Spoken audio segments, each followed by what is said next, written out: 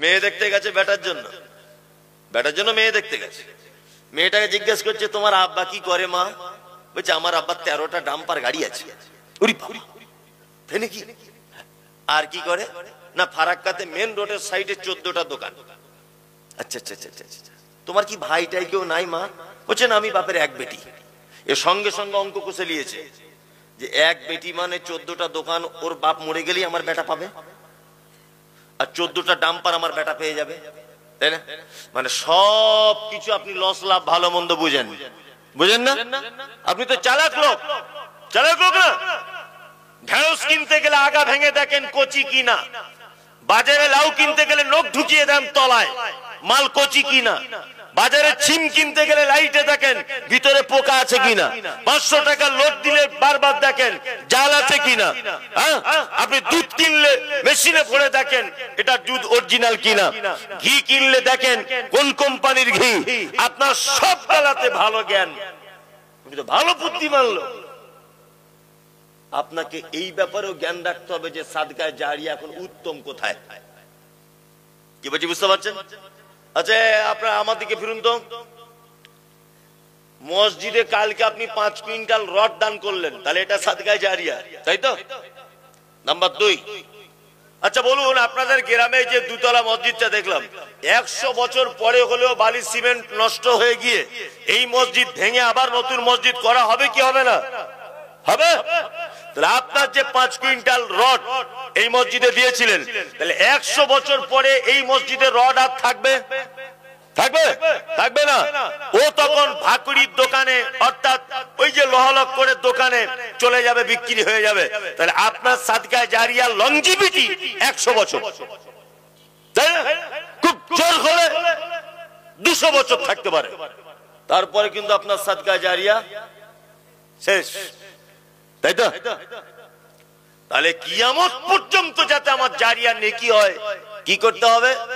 ওই জন্য আমি বারবার একটা কথা বলি, যেখানে কোরআন শিক্ষার ব্যবস্থা আছে, কোরআন শিক্ষার ব্যবস্থা অর্থাৎ মাদ্রাসায় আপনি 1000 টাকা দান করেছেন, মাদ্রাসার বিল্ডিং এর জন্য 10টা ইট কেনা হয়েছে, 1000 টাকা দিয়ে 100টা ইট কেনা হয়েছে। ওই রুমটাতে থেকে যে ছেলেটা কোরআনের হাফেজ তৈরি হলো, ও আরো 5 জনকে হাফেজ করবে, সে আরো 5 জনকে হাফেজ করবে, সে আরো 5 জনকে হাফেজ করবে। ফলাফল কিয়ামত পর্যন্ত ওই আপনার একদিনের চাউল খেয়ে যে ছেলেটা হাফেজ হয়েছে, আপনি কিয়ামত পর্যন্ত এর পক্ষ থেকে আপনার আমলনামাতে অ্যাকাউন্টে নেকি জমাই হতে থাকবে। আমি তো মনে করি কোরআন শিক্ষার ব্যবস্থার জন্য টাকা খরচা করা সবথেকে বড় সাদকায়ে জারিয়া। কি বলছি বুঝতে পারছেন? কে বলেছে আপনাকে মসজিদে এসি কিনে দিতে হবে? কে যুক্তি দিল মসজিদে টাইলস বসিয়ে দিতে হবে 4 লাখ টাকা খরচা করে? কে বলল যুক্তি তোমাকে? আরে টিনের মসজিদে যে নাকি, মাটির মসজিদে যে নাকি, কলা পাতা দিয়ে ছাউনি মসজিদে যে নাকি, এসির মসজিদে একই নাকি, টাইলসের মসজিদে একই নাকি, কে তোমাকে যুক্তি দিল 4 লাখ টাকা খরচা করে মসজিদে এসি লাগাতে হবে? ওই 4 লাখ টাকা খরচা করে ওই মসজিদের পাশে একটা ভালো রুম তৈরি করে বাচ্চাদের কোরআন শেখানোর ব্যবস্থা করুন, কিয়ামত পর্যন্ত নাকি পাবেন। কে বলেছে আপনাকে যুক্তি? কে দিল?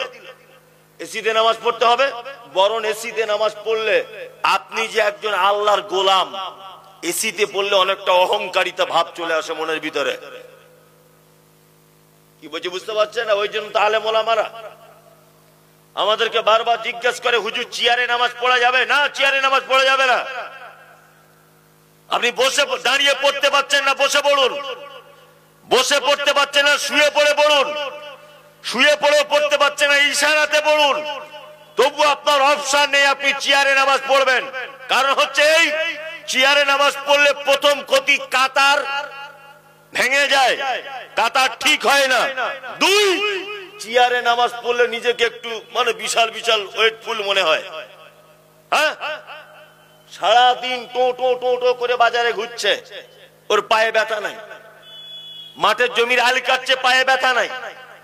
মাঠে থেকে ধান কেটে আনছে, পায়ের ব্যথা নাই। সারাদিন ব্যবসা বাণিজ্য লস লাভ হিসাব করলো, পায়ে ব্যথা নাই। ও মসজিদে ওর পায়ে ব্যথা। এরকম লোক আছে না? মসজিদে এই পায়ে ব্যথা, ওর জন্য চেয়ার রাখাই আছে, তুমি শুয়ে পড়ে পড়ো, তবু তুমি চেয়ারে পড়তে পারবে না, কারণ নিজেকে একটা হেভি ওয়েট মনে হয়। ওই জন্য বলছি, যে জায়গাটা আমাদের উন্নতি করার দরকার সেই জায়গায় উন্নতি না করে মসজিদে টাইলস বসাতে যাচ্ছে। কে যে সব যুক্তি দেয়, তাই বলে আমি বলছি না যে মসজিদে আপনি দান করবেন না, আমি এই কথা বলছি না। আমি আপনাকে বলতে চাইছি যে গুরুত্ব বেশি কোনটা, কি বলছি বুঝতে পারছেন? গুরুত্ব কোন জায়গাটা বেশি এটা লক্ষ্য রাখতে হবে।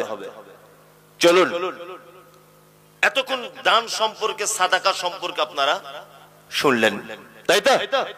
এইবার আপনাদেরকে একটা মজার কথা বলি। আচ্ছা, পৃথিবীতে যত আমলকারী আছে, আল্লাহ সুবহানাহু ওয়া তাআলা মাত্র চারটে আমলকারীর ব্যাপারে আল্লাহ সুবহানাহু ওয়া তাআলা বলছেন যে এদেরকে আমি খুব ভালোবাসি, এরা আমার কাছে উত্তম বান্দা। কারা? আল্লাযীনা ইনফিকুনা ফিস সাররাই ওয়াজ যাররাই ওয়াল কাযিমিনাল গায়যা ওয়াল আফিনা আনিন নাস ওয়াল্লাহু ইউহিব্বুল মুহসিনিন। আল্লাহ বলছে যারা দান করে সচ্ছলতায় অসচ্ছলতায়, মানে অভাবে থাকলেও দান করে, আর ধনী হয়ে গেলেও কি দান করে। দুই কোয়ালিটি হলো। তিন, আল কাযিমিনাল গায়যা, রাগ হয়ে গেলে রাগকে কি করে? কন্ট্রোল করে নেয়। ওয়াল আফিনা আনিন নাস, অপরাধীকে ক্ষমা করে দেয়। আল্লাহ বলছে আল্লাহু ইউহিব্বুল মুহসিনিন, নিশ্চয়ই আমি এই মুহসিন বান্দাদেরকে খুব ভালোবাসি, খুব মহব্বত করি এদেরকে। তাহলে মহব্বতকারীদের চারটে গুণের দুটো গুণ কি? যারা সচ্ছলতা এবং অসচ্ছলতায় কি করে? দান করে, তাই না? এইবার আপনাদেরকে একটা মজার কথা বলে দিই, সেটা হচ্ছে এই, যাদের বর্তমানে টাকা হয়ে গেছে না, এরা ভেবেছে কি ছিনু আর কি হুনু, এরকম একটা ব্যাপার।